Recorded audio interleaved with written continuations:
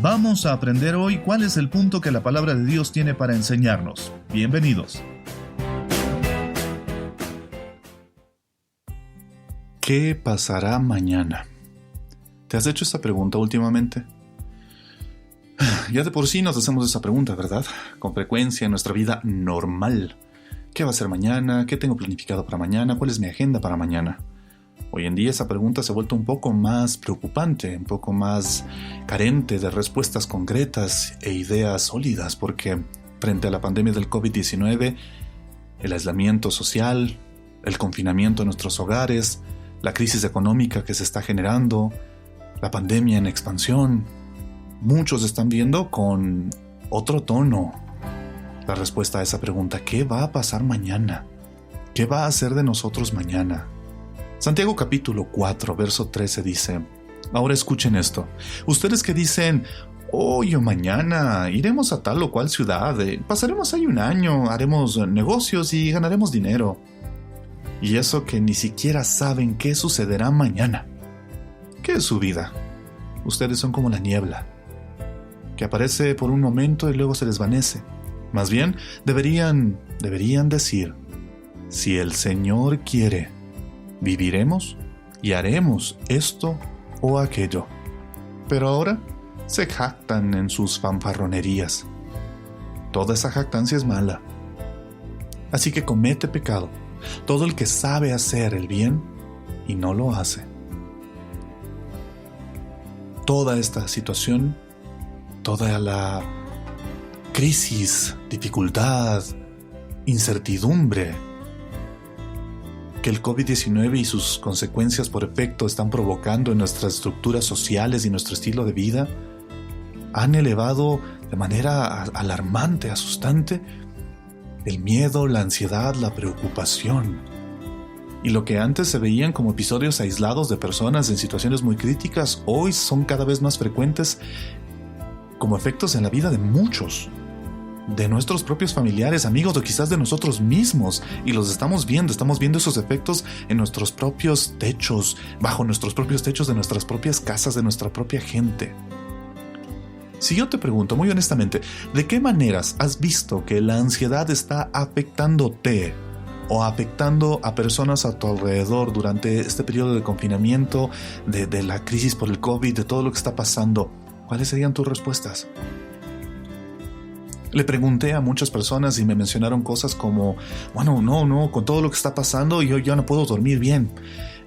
Otro me dijo, no, yo estoy comiendo un montón, me da tanta ansiedad que yo como todo el día.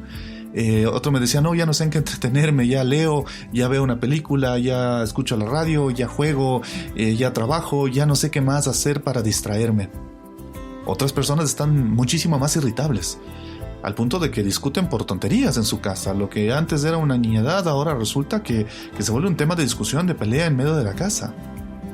Incluso algunas personas están experimentando ataques de pánico, literales, ataques de pánico con efectos físicos. Y todo esto se vuelve cada vez más común y empiezas a escucharlo a tu alrededor, a tus vecinos discutiendo, a la gente de tu barrio, de tu conjunto, con ese nivel de tensión. Ahora, déjenme aclarar esto. El pánico es algo que experimentamos cuando un miedo generalmente imaginario nos resulta tan sobrecogedor, tan abrumador, que literalmente sientes que el corazón te late más rápido, sudas, tienes escalofríos y la persona que lo experimenta se siente incluso incapaz de enfrentar lo que está por venir. Ahora hay una diferencia entre eso y el miedo. El miedo es natural, el miedo es una reacción emocional natural, normal frente a una posible amenaza. Pero la ansiedad, el pánico en su esencia, es una respuesta inapropiada, al menos frente a las circunstancias, a cualquier circunstancia. Es muy diferente a los cuidados y preocupaciones de la vida actual que todos debemos atender de manera responsable. Es decir, hay que ser muy buenos administradores de los recursos en este momento. Hay que ser súper sabios en relación a en qué gastamos nuestro dinero. Es una época en la que debemos mentalizarnos casi como si estuviéramos en una guerra. Debe haber en nosotros una mentalidad de guerra, no de pelea, no de conflicto, no me refiero a eso.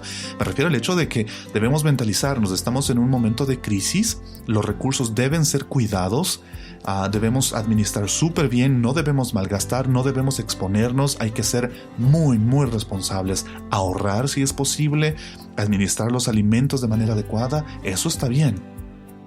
Y desde esa perspectiva incluso, me atrevería a decir que el estrés y la presión no son necesariamente nuestros enemigos. De hecho, a menudo pueden ser cosas buenas que nos fortalecen para gestionar adecuadamente los desafíos futuros que la vida y Dios pongan delante de nosotros. El apóstol Pablo escribió, me imagino incluso con el fin de que nosotros entendiéramos esta diferencia, y espero que la vayamos entendiendo a lo largo de este primer episodio de esta miniserie. Él decía que, aparte de las incansables presiones externas que tenía que enfrentar, como las persecuciones, dificultades, oposiciones, prisiones incluso, también tuvo que enfrentar una constante presión interna de preocupaciones por todas las iglesias.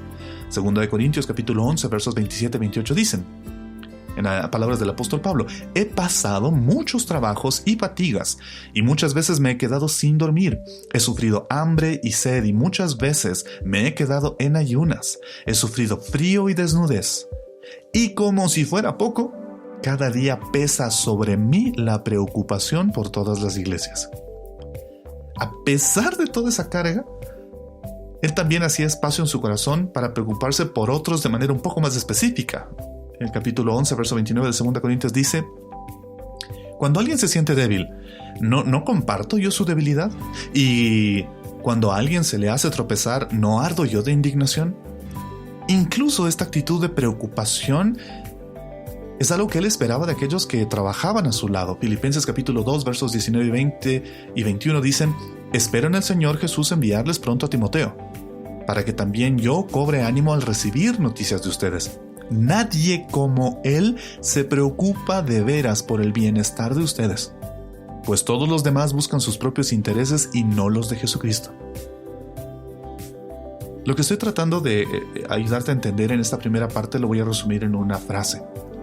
Todo aquel que conozca y ame a Cristo va a tener que aprender a ser capaz de manejar la presión.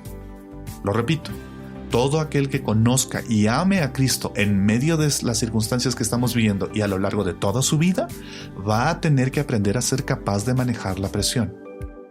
Ahora, una manera equivocada de manejar y proyectar nuestro estrés y las presiones de la vida es precisamente estar sobrepreocupado por las circunstancias, estresado, amargado, sufriendo por las circunstancias. No es lo mismo sufrir por las circunstancias que estar preocupado por las cosas de Dios, y ya voy a ir aclarando esa idea. Jesús nos dejó un mandato con respecto a esto. Mateo capítulo 6, versos 25, 31, 34. Puedes leer todo ese pasaje, ese capítulo, pero me voy a permitir mencionar las partes puntuales. Jesús dijo, no se preocupen por su vida. Verso 31, así que no se preocupen. Verso 34, no se angustien por el mañana. Y Pablo, entendiendo eso, insistió. En Filipenses capítulo 4, verso 6, él dice, no se inquieten por nada.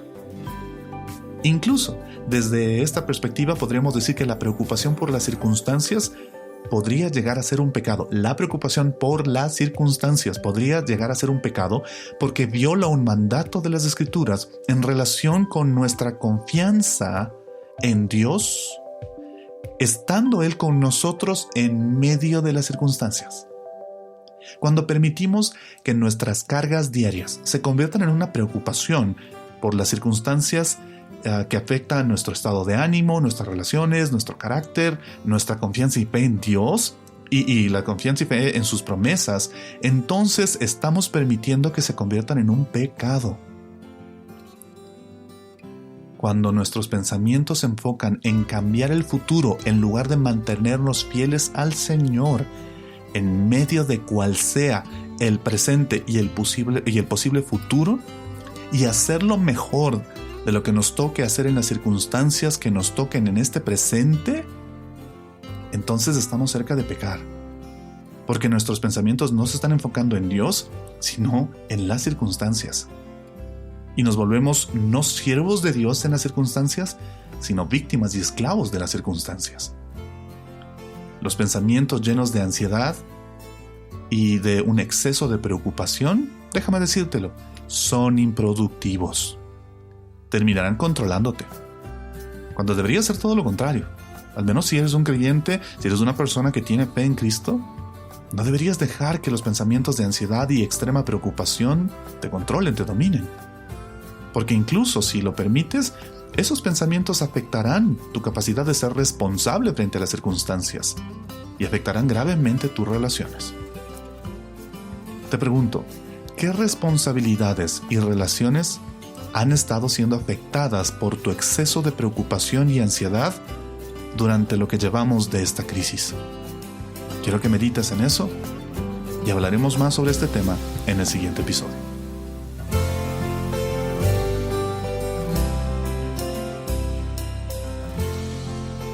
Y ese fue nuestro punto de hoy. Si quieres aprender más, nos vemos en el siguiente episodio.